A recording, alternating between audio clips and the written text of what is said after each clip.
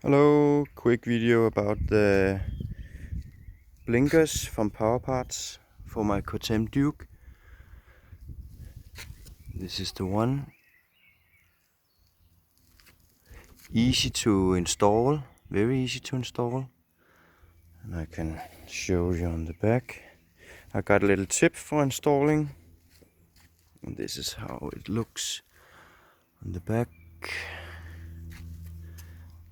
Easy to swap out. I can show you just a moment. Here I have taken the seat off. This is my DB killer. I will make a video about that. But the blinkers sits only in these kind of stick. So a little advice: swap out one at a time so you don't get these mixed up, and you can always see how it is assembled on the other side when you do that. So swap up one at a time and you'll be fine. Now when you buy this, it comes with a flasher relay, and I have a lot of trouble finding that on this machine. I watched a lot of videos, and a lot of the videos the flasher relay is somewhere in here, but it's not on this model, and this is a Duke 690 2013. The flasher relay is in fact just behind here with the headlamp, and it sits up under here with a screw. When you take these off, you unscrew these screws and it comes on off easy. You are going to take this off anyway because you need to swap out these, and then you will see up under here there sits a flasher relay.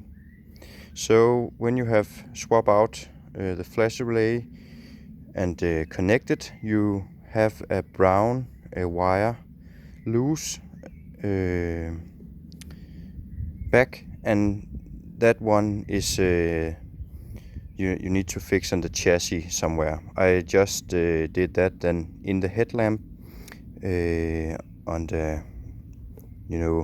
on the wiring to the headlamp, there was a brown wire going into the headlamp, so I just took the brown wire from the flash relay and put it next to the other brown one that did go into the headlamp itself, and that did it. So the flasher or the blinkers they work fine.